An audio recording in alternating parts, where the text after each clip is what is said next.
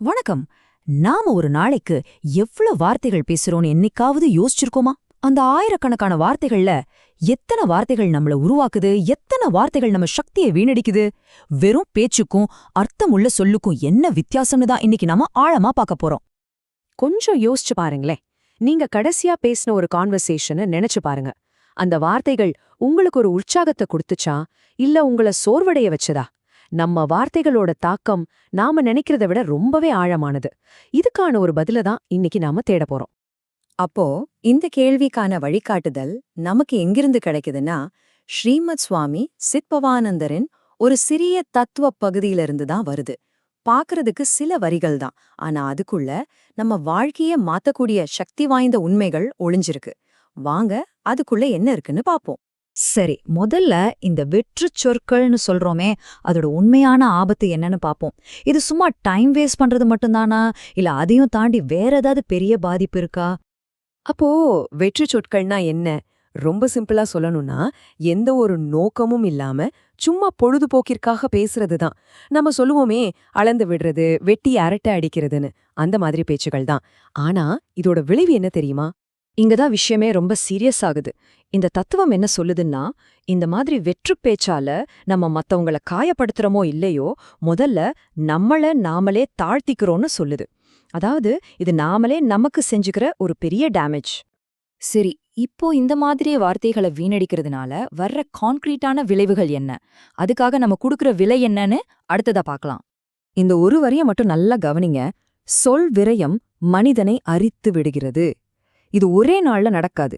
ஒரு பெரிய மரத்தை உள்ளுக்குள்ள கரையா எப்படி கொஞ்சம் கொஞ்சமா அரிச்சு ஒரு நாள் மொத்தமா சாய்க்குமோ, அதே மாதிரிதான் அர்த்தமில்லாத பேச்சு நம்மளோட கேரக்டரே அரிச்சு கத்தம் பண்ணிடும்.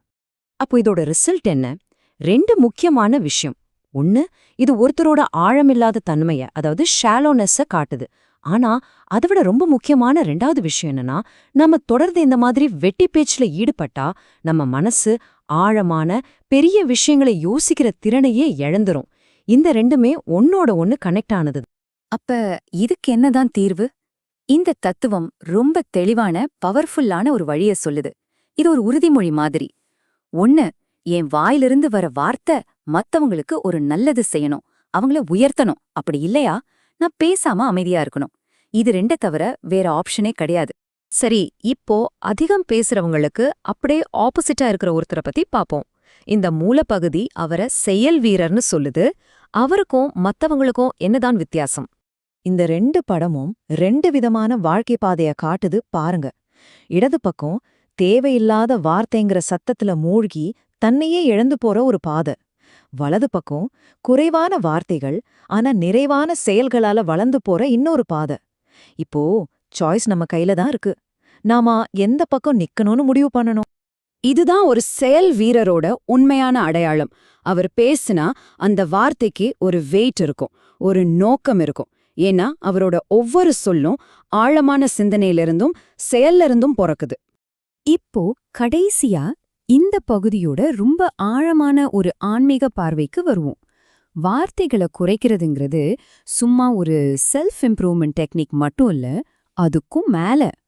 தாயமானவரோட இந்த வார்த்தைகள் நாம இதுவரைக்கும் பேசின எல்லாத்துக்கும் ஒரு மணிமகுடம் மாதிரி, கடவுள் மாதிரி ஒரு பெரிய உண்மையையே விளக்க ஒரே ஒரு வார்த்தை போதும்னு அவர் சொல்றாரு.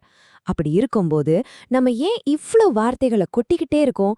ஒருவேளை நமக்குள்ள இருக்கிற அந்த வெறுமையை மறைக்கிறதுக்காக இருக்குமோ?